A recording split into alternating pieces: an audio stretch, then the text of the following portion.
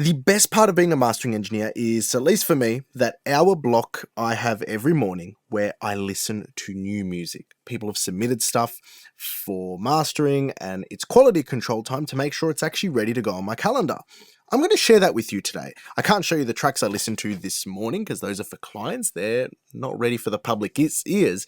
But these tracks here, people sent to me on Instagram to have a listen to. So I'm going to treat this video here like a listening session, like a quality control listening session, as though these are mixes ready to get sent off for mastering. And what I would say to a client if they sent me these mixes and they were like, hey, would like to know your thoughts. Do you have any feedback?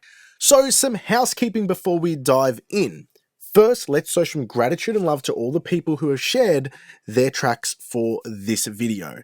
It takes a lot of courage, a lot of commitment, a lot of balls to open yourself up to in a public forum to feedback. So respect and love to them. Secondly, I want to invite you to my newsletter, panoramamastering.com/newsletter. It is the best newsletter for working audio professionals. So if you're not signed up there yet, I definitely encourage you to do so. Now let's get into this. I'm going to just go straight in and just tell you my thoughts as they would be if this was a client sending me stuff. This first track is called Jewel Weld, and that is by Django Forever.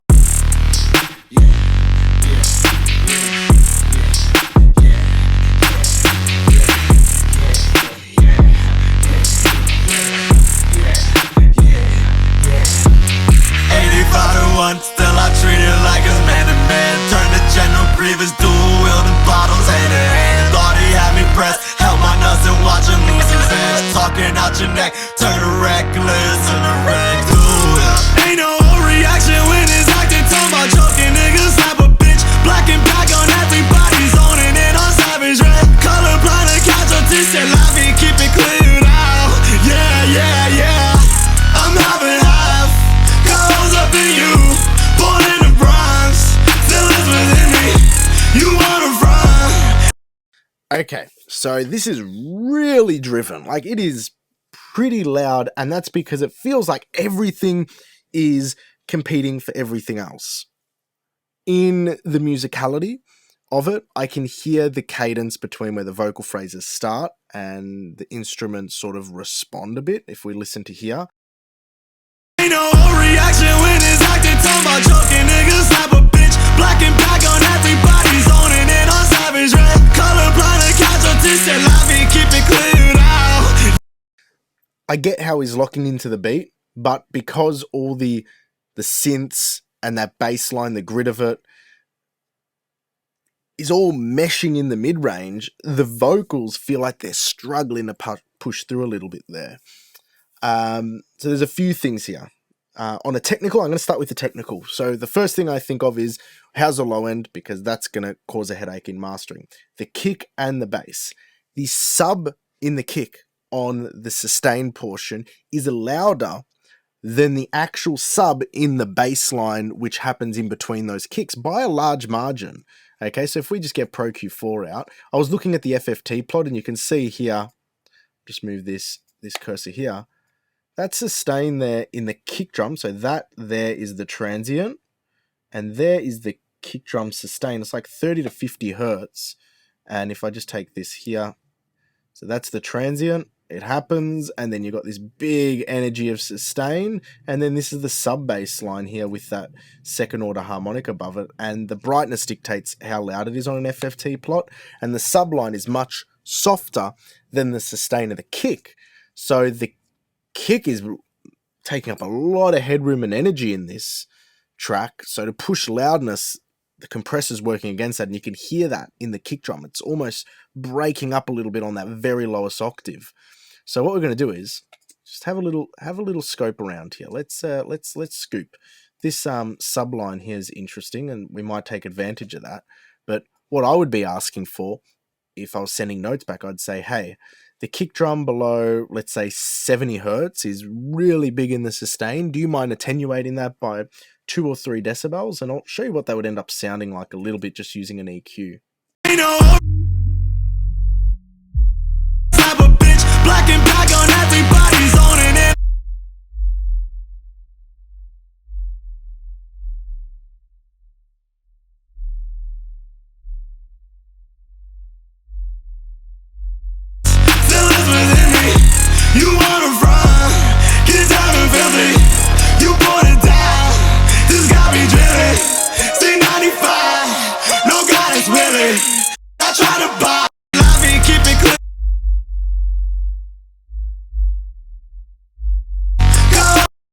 So it's just around that section there where the kick gets really woofy at about 48 hertz. And again, you'd ask for this as a mix revision. You don't really want to be making these EQ changes unless your arms are completely tied. And then down there between just below 40 hertz, okay, we'll go. You've got that sustained subline. Let me keep it clear. I'm having half goes up in you.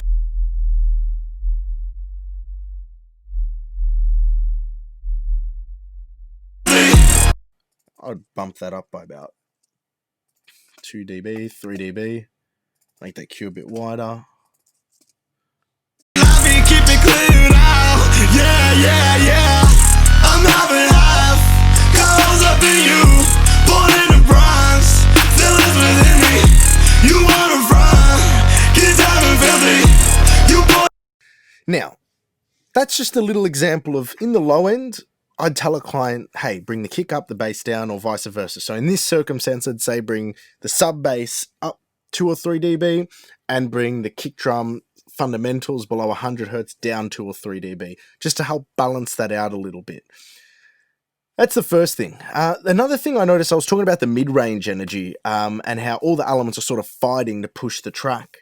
The vocal has, it feels like it's being swallowed a bit, but it has a beautiful energy around 300 hertz-ish.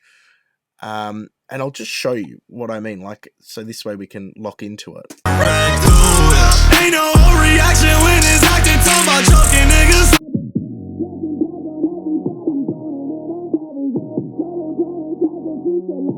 Be clear now. Yeah.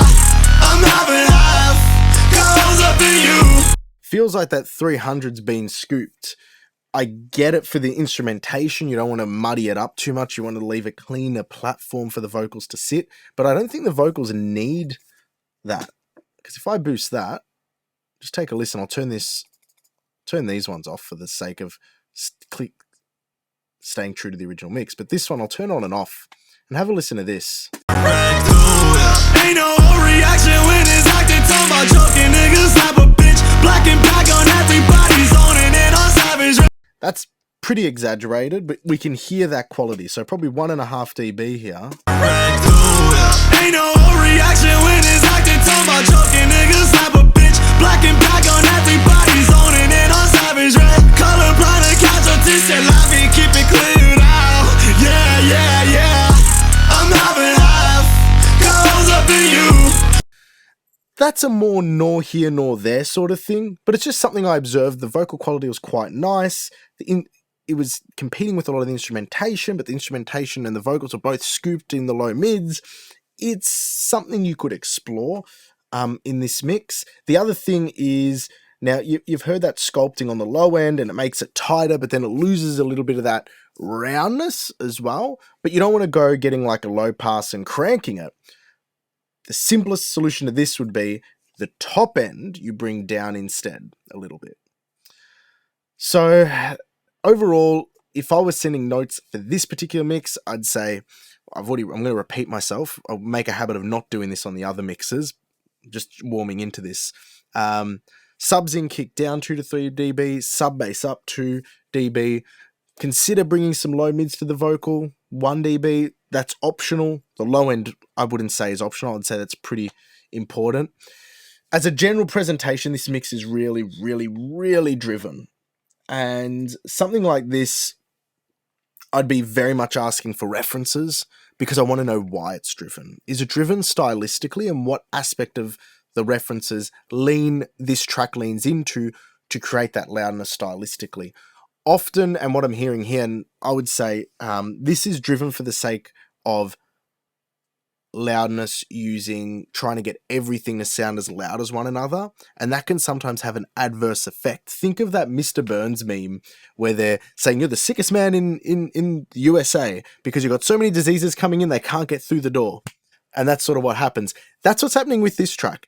There is so much information trying to get through the door, it's not really working to get it super loud. Whereas if you pick 2 or 3 elements to highlight and you bring the others back, that variation in tone and dynamic, having something occupy the low end, the mid-range, or the top end, rather than everything trying to occupy everything else, will actually make it easier to make this have more impact overall. Something I'm noticing is the saturation on the bass takes up quite a big frequency spectrum, and it's sort of like, well, do you want the bass to drive in the mid-range or the subs? Pick one, because then the vocals are going to pull back and you have to pick something there. So my thing would be 2 to 3 elements. If you're trying to drive it for loudness, consider which of those where in the frequency range you want to highlight and then move from there. Expanding on this, what would I expand on? Not much. Overall, it's driven really hard. We can hear that. The low end needs a little tweak, and that'll actually make it easier as well to get it louder. But yeah, that's track number 1 done. Now let's go over to, so next one, Kicky Studio. Let's bump this. Oh, save your tears, nobody's gonna cry tonight. We're changing gears, forget everything on your mind. I'll take the lead, come with me for the night of your life, the night of your life. Oh,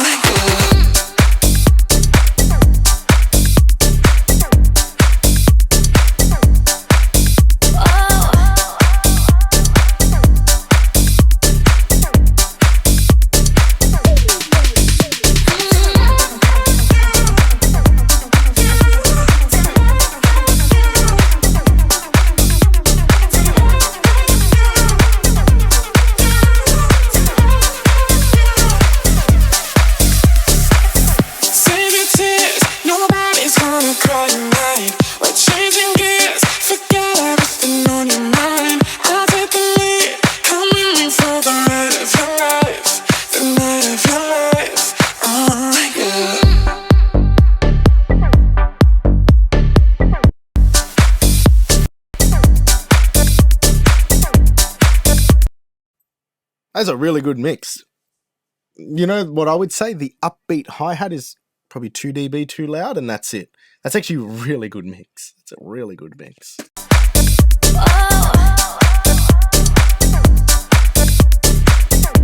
Those synths, all those little effects, are placed in a really nice pocket. They're not super loud. This is a loud mix, or overall master as well.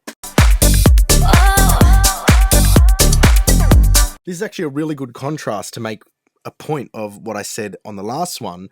The elements which are in focus, those synths aren't super loud. They're just bopping behind the beat.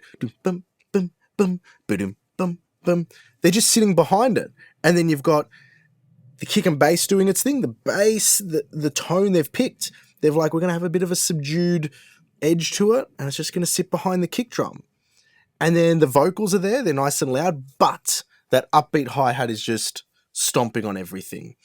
The other hi-hats are good, it's just on the upbeat. Tss, tss, tss, tss, tss, the whole time.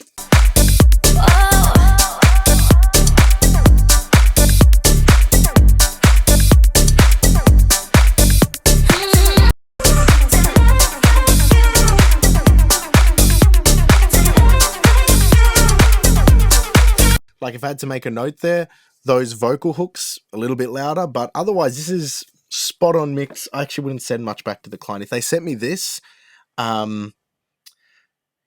it would be super easy for me to automate, you know, where I said those vocal hooks are a little bit down, just automate EQ there to bring them up a little bit, to bring them out a little bit rather than up, just open them up a little bit in the upper mids. I just automate some EQ.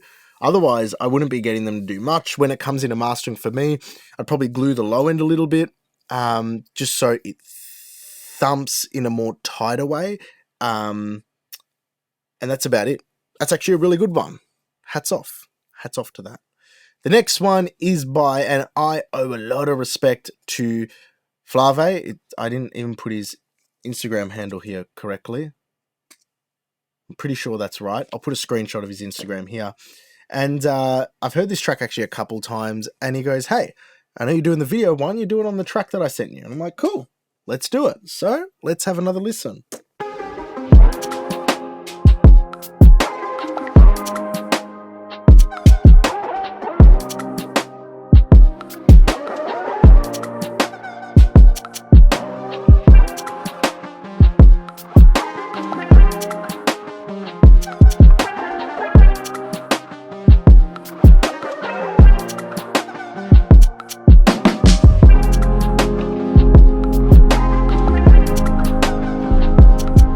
kick is way too loud. Way too loud from the bat. Something I like to do is I'll drop the volume down when I'm mixing, like really soft, and just listen to the transients.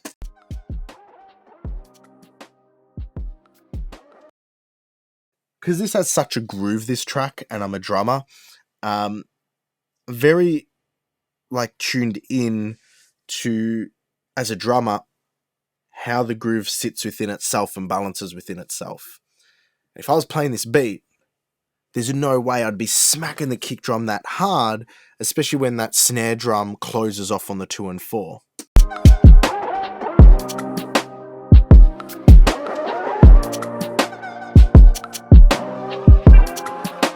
It's just pushing a lot of air, that kick drum, and just musically I'd pull it back so people can get into the music a bit more, groove with it. And also the benefit, it buys you some headroom to drive it louder later on.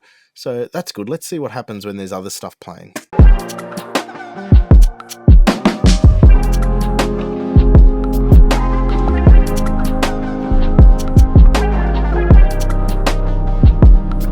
Yeah, that kick drum's just taking up everything. That sub line is beautiful. The synths are beautiful. The hats, the snares. If that kick drum was down, the rest of it would be like beautiful, because that bass, that sub bass, is a beautiful blanket for everything. It's leveled pretty well.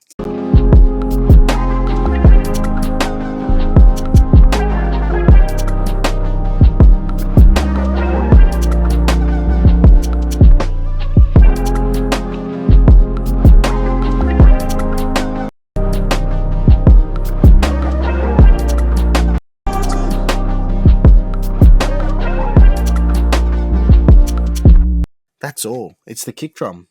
That's it. I'll just be like, bring that kick drum down 2 to 3 dB, and we'll see where things sit. I think bringing it down 2 to 3 dB, the overall tone's going to interact differently with the mix, so it might need to be re-EQ'd or recompressed to help it fit in. But otherwise, that's about where that one starts and ends, because the rest is actually really lush and really nice. Let's go to 3 Baker. EK Baker. Let's go. Or Backer. Did he send anything with this? Should always check. 3. Ben Backer. Hey man, this sounds awesome. I'll grab a link. Alright, fair enough. No notes. I thought...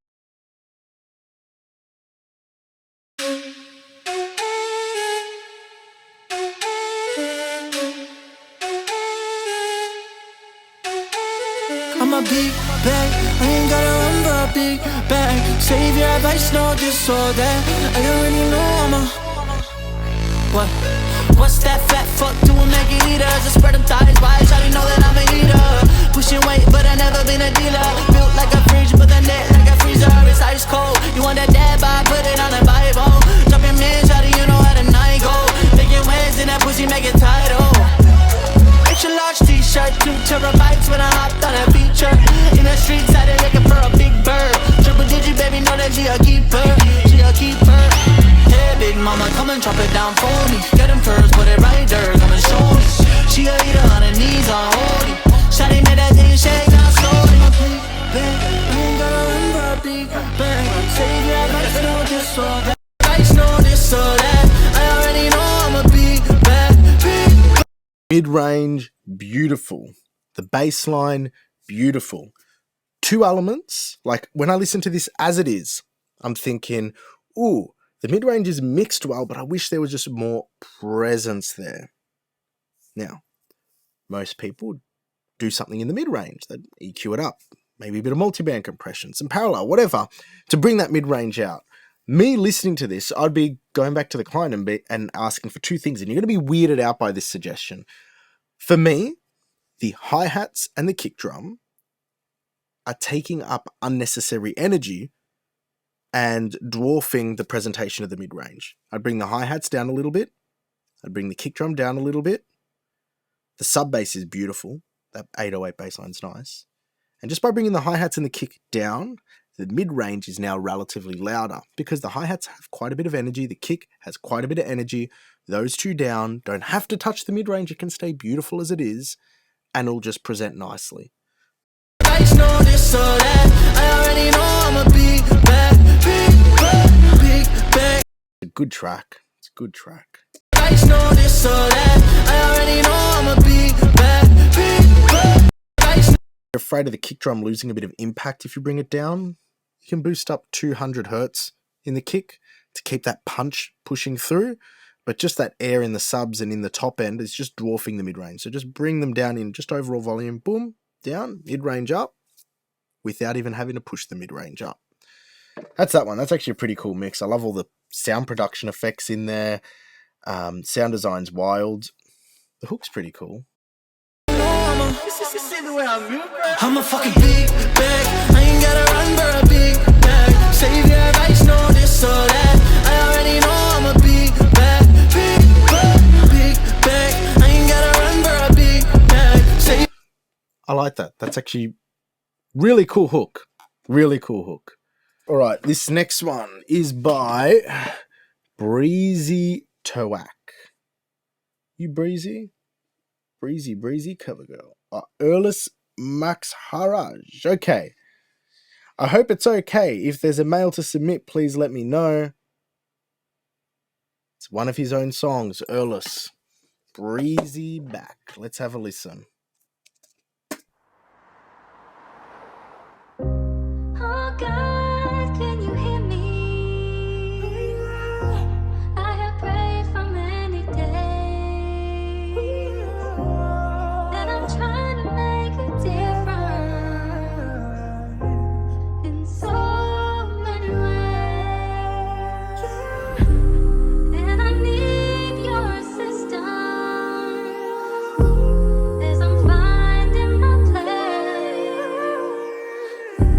Yes, I'm trying to make a difference.